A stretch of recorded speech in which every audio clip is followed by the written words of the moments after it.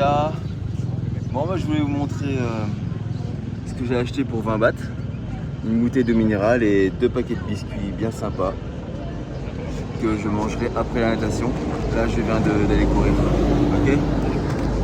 Et en allant à la plage pour nager, je vais vous raconter un petit peu ma journée d'hier, c'est-à-dire le 14 février, Saint-Valentin à Pattaya, qui n'a rien d'une Saint-Valentin classique en ce qui me concerne. Donc je suis en train d'essayer de mettre les biscuits dans ma poche là. Je n'y arrive évidemment pas. La main gauche reste la main gauche les amis. Et le t-shirt reste le t-shirt dans la poche. Donc la vidéo est toute pourrie mais elle est authentique. Donc ne m'en veuillez pas, voilà. Je me suis pas entraîné à mettre les biscuits dans ma poche avec une seule main. Et franchement j'aurais dû. Bon. Tout ça pour vous dire que j'ai 2 petits paquets de biscuits bien sympas à 11 bahts et une bouteille d'eau minérale à 9 bahts. De l'eau minérale 7-Eleven, mais minérale quand même. Donc je vais essayer de tenir le téléphone suffisamment haut pour que ça ne me fasse pas une tête de chacal et que vous puissiez regarder le paysage en ce lever de soleil à 6h30, 7h. Attendez, je vais regarder, hop. 7h22. Il est donc 7h22. Donc ne m'en veuillez pas pour cette vidéo un peu foireuse. Hein. Ah, je me suis en train de me faire doubler par des vrais coureurs, eux. Vu que moi, je me suis dit, allez, je vais courir au sunrise. J'ai fait un aller donc de Second Road, Pattaya Avenue jusqu'à là quoi. Je crois que c'est Viutalai, mais je suis pas sûr. Si vous voulez, je vous le dirai dans les commentaires. Mais j'ai pas dû faire plus de 2 km quoi. C'est pas mon truc la course à pied. Mon truc c'est plutôt la natation et vous allez le voir. Et c'est plutôt le baratin autour de mon application parce qu'aujourd'hui Saint-Valentin, Apple m'a fait un cadeau. Ou plutôt j'ai fait un cadeau à Apple qui l'a bien accepté, qui l'a apprécié et qui m'a remercié. Donc je vous raconte. Pour ceux qui ne savent pas, je crée une application mobile qui s'appelle TalkTime. L'application des appels 1 minute. Enfin en tout cas, historiquement c'était les appels 1 minute. Et c'est vite, enfin pas vite, mais c'est devenu ensuite les appels X minutes qui raccrochent tout seul automatiquement. Et ensuite j'ai fait un call avec Oussama Hamar qui m'a dit non écoute, je vois pas trop d'avenir à ta fonctionnalité. Elle est originale, mais je vois pas d'avenir. Par contre, moi j'ai un besoin direct, perso, qui est de m'aider à optimiser mes back-to-back meetings. Ne plus attendre entre 2 meetings. Voilà, je ne veux plus attendre entre 2 meetings. Ça me saoule. Et je ne suis pas le seul dans ce cas-là, tout mon réseau a le même problème. Donc si tu fais un truc qui me plaît bien, t'inquiète pas, j'en parlerai à tout mon réseau. Moi je te l'achèterai, moi ou ça m'a marre. Je t'achèterai ta solution et j'en parlerai à tout mon réseau qui a le même problème. Si ça me plaît à moi, ça leur plaira à eux. Donc ça c'est un truc de malade mental d'avoir un pain point Oussama Hamar. Alors, j'ai déjà entendu tellement de gens me dire ouais mais Oussama Hamar, patati patata, faut pas croire ce qu'il dit. Faut pas croire ce qu'il dit. Oh, j'ai vraiment mal à l'épaule, j'arrive même pas à me filmer. Il y a le truc qui tombe parce que j'ai pas de perche. Et j'ai pris l'habitude de la perche. Et j'avoue que c'est bien cool la perche. Ça permet de pas avoir mal à l'épaule. Attendez, je vais changer de main. Donc ouais, on me dit ouais Oussama Hamar, il faut pas le croire, c'est un menteur. Oui, il a une mauvaise réputation en ce qui concerne surtout l'argent. D'accord ? Ah bah oui, bah justement, si t'es dit qu'il allait te l'acheter, bah c'est qu'il va pas te l'acheter parce que Oussama Hamar et l'argent. Non. Oussama Hamar, c'est clair que s'il te demande d'investir dans un truc, machin, placer l'argent, si c'est lui qui vous demande de l'argent, oui, c'est un peu compliqué. Par contre, si c'est lui qui me dit, j'ai un problème, un vrai, avec le temps, et il est réputé que Oussama Hamar a des problèmes avec le temps, enfin en tout cas qu'il a la phobie de la perte de temps, et qui me dit moi je te l'achète, bah, Oussama Hamar il a toujours acheté, hein.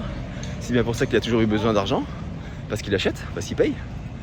Soyez cohérents un petit peu tous les haters qui mélangent tout, d'accord? C'est typique. Et moi tous les haters qui me disent ouais Oussama Hamar si t'as dit ça c'est bam, amalgame. Ok, il a un problème avec l'argent, mais c'est bien parce qu'il a besoin d'argent pour acheter. Moi, ce que je veux, c'est qu'il achète. D'accord? Bref, il a un vrai problème avec le temps. Il a un problème avec l'argent parce qu'il dépense. Et bah ça m'arrange. Moi je vais régler son problème avec le temps. Et je vais lui faire, je vais lui faire acheter mon application. Seulement voilà, Oussama Hamar, comme beaucoup, ils sont exclusivement sur iPhone. Et mon application, je l'ai développée sur Android en priorité. Pourquoi?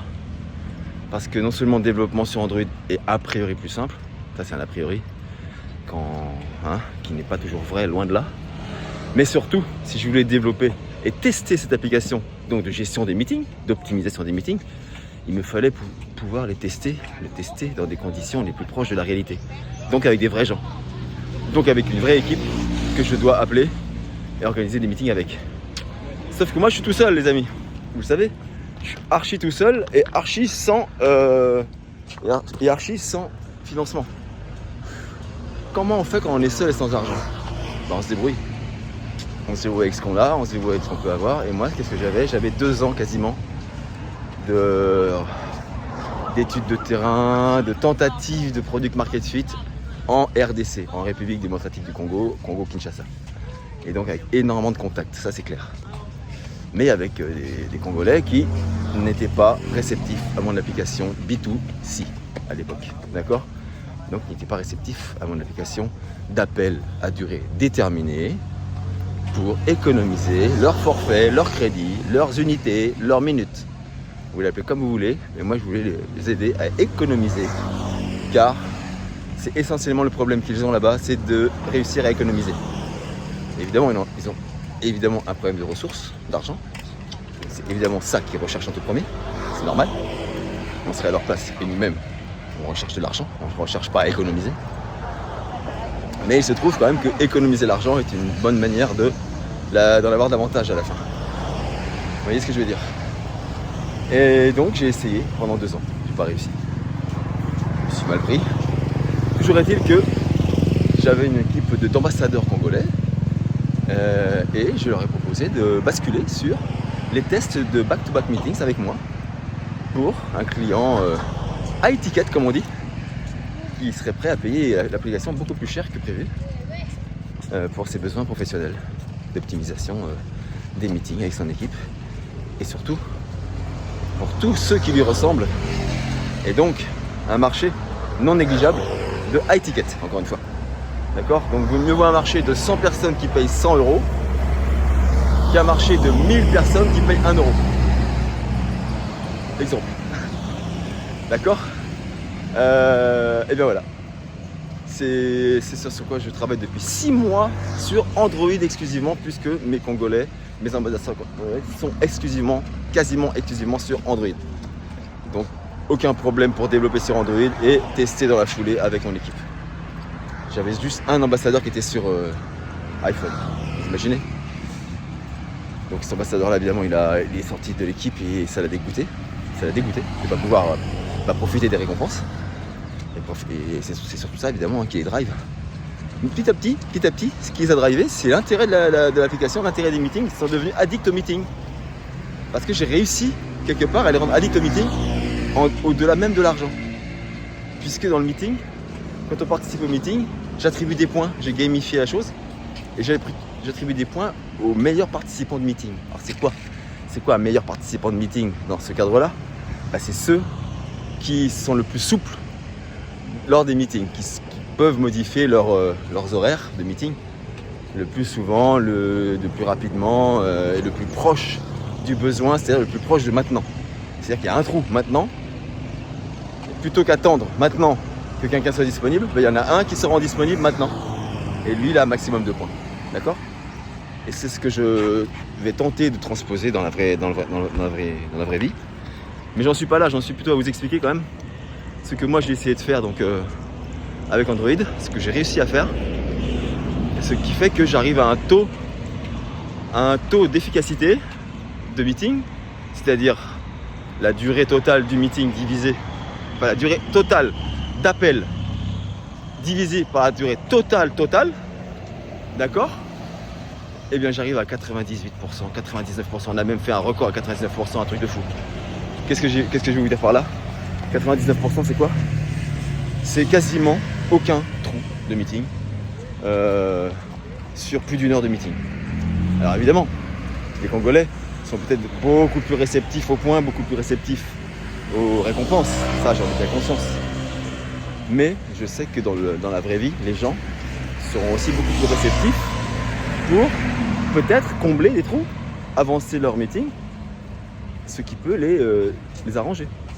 Dans tous les cas de figure, ça ne pourra que bénéficier, ça ne pourra que améliorer, ça ne pourra pas dégrader.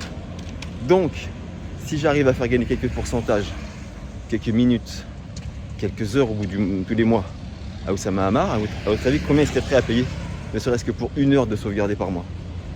C'est négligeable, presque 1 heure. Mais vous voyez, pour une bonne heure consolidée par mois, combien vaut 1 heure de Oussama? Vous le savez. Vous le savez, ça vaut 600 €. Si on compte sur l'échelle de Better Call Ous, 300 € la demi-heure, on peut dire que c'est 600 €, 500 € l'heure. Voilà, si j'arrive à lui faire économiser 1 heure par mois et que je lui demande en échange 100 € par mois, il est gagnant. Vous voyez ce que je veux dire? Mais bien sûr, il faut que ce soit évidemment consolidé. Ça, c'est sûr. Il faut que ce soit même plus d'1 heure. Il faut que ce soit un minimum de chez minimum 1 heure. Et qu'ils se disent, voilà, dans tous les cas, je vais gagner 1 heure, 2 heures, 3 heures, 5 heures, 10 heures. Et ils se disent, oh là, 10 heures probablement de gagner sur des longs meetings, sur plein de meetings, sur des équipes, des meetings quotidiens, avec beaucoup de gens, difficilement joignables. Parce que voilà ce que j'ai fait en plus. C'est qu'en plus de combler les trous, c'est que l'application va notifier les gens pour qu'ils soient joignables à tout moment en dynamique. C'est-à-dire qu'on lance un meeting, on n'a même pas besoin de le planifier. Genre, on dit voilà, à partir de telle heure, meeting. Plus besoin de planifier chacun. Alors que jusqu'à présent, c'est ce qu'il faisait. Il planifie une demi-heure chacun, donc par exemple 9h du matin, 9h30, 10h, 10h30, d'accord? Et là, pas la peine. On lance un meeting à partir de 9h pour une durée de 30 minutes chacun, terminé. Tout ça, c'est par défaut. Et après, les gens s'inscrivent eux-mêmes au meeting avec des priorités définies par une sorte d'intelligence. Mais je ne me suis pas risqué à dire intelligence pour l'instant, j'ai dit un algorithme qui apprend un petit peu, que j'améliorerai au fur et à mesure, afin de pouvoir anticiper au mieux les trous, les décalages, les disponibilités de chacun en fonction du profil de chacun. Pour vous dire, pour l'instant, il y a 2 profils, il y a le souple et le rigide. Il y a des gens qui sont qualifiés de souple et de rigide, qui peuvent s'auto-qualifier de souple ou de rigide. C'est pas un problème, c'est pas une honte. Quelqu'un qui va me dire, voilà, moi, quand je prends un rendez-vous, je ne le bouge pas. Je suis rigide en termes de rendez-vous. Une fois que j'ai pris un rendez-vous, une fois qu'on m'a dit un horaire, une fois que je choisis un horaire, j'en change pas. Ces personnes-là, évidemment, on les met en premier. Voilà. De manière à ce que les souples puissent combler les trous éventuels. Et si on met un rigide à la fin, on est mal barré parce qu'il ne bougera pas. Donc du coup, il va rester à la fin et il ne comblera pas le trou. Et du coup, il faudra quand même tenir jusqu'au bout. Vous voyez ce que je veux dire? Donc il faut mettre les gens rigides au début et les souples à la fin pour qu'ils puissent éventuellement combler les trous. Bon, ça c'est un petit truc, une petite astuce que je vous dis, que personne ne va vraiment mettre en application. Donc je peux me permettre de le dire. Je sais qu'il y en a qui ont peur de la copie, il y en a qui ont peur des petits secrets, mais moi j'ai pas peur parce que je sais que personne copie. Alors voilà, personne copie avant qu'il y ait des preuves d'efficacité et de rentabilité, bien sûr. Et donc, qu'est-ce que je voulais vous dire par rapport à ça? C'est que surtout, j'ai mis au point ça, j'ai testé avec mes Congolais, j'arrive avec 98-99% de réussite, d'efficacité, avec 10 personnes, 8-10 personnes dans les rendez-vous. Eh bien, je me suis dit, allez, maintenant il faut que je passe ça sur iPhone. Mais c'était vraiment après 6 mois de dev et de tests sur Android, passer sur iPhone, je me suis dit, oula, aïe, avec tout ce qui s'est passé entre-temps, le DSA, le Digital Service Act, Apple qui me dit, il faut mettre à jour votre application, il faut remplir le dossier, il faut signer le DSA, il faut en même temps passer mon App Store sous couvert de ma société, parce qu'au début c'était pas ma société, c'était moi. Tout ça, plus le code donc, je me suis dit l'application ne sera jamais acceptée par l'App Store. L'application ne sera jamais acceptée par l'App Store avant le 17 février, jour où il faut que l'application soit consolidée pour le DSA. J'étais très mal. Écoutez, je m'y suis mis il y a 2 jours. je m'y suis mis il y a 2 jours. Et j'y croyais pas trop. Mais bon, je l'ai fait. J'ai essayé de compiler. J'ai pas réussi. Des jours, une nuit, 12 heures, 24 heures. Et là, ça a compilé. Et là, je me suis dit, allez, c'est bon, j'essaie, je fais une bêta. La bêta, elle passait. Elle est passée dans la filière bêta de l'App Store, c'est-à-dire le test flight. Je me suis dit, déjà, quand ça passe ça, c'est un très bon signe. Mais ça ne veut rien dire pour la suite. C'est juste un bon signe. Et je me suis dit, allez, j'y vais, je tente l'App Store direct. Donc, je fais quelques tests, évidemment. L'application n'est pas complètement opérationnelle comme sur Android, évidemment. Mais ça compile, ça passe. Et il suffit juste de dire bon, que les meetings sont encore un peu optionnels. D'accord ? Ne pas les mettre autant en avant que sur Android. Et je me suis dit, allez, on va voir si ça passe à l'App Store. Et j'ai livré App Store. J'ai livré donc le 13 au soir. Le 14 au matin, aujourd'hui donc, 14 au matin. Quoi. Je regarde. Rien. Bon bah voilà. Ah si je vois, c'est une in review. Classique. Donc l'application in review. Bon bah voilà, hein. Je croise les doigts. Là, il n'y a plus qu'à croiser les doigts. Une fois que c'est fait, c'est une review, on croise les doigts. Et puis je continue ma journée.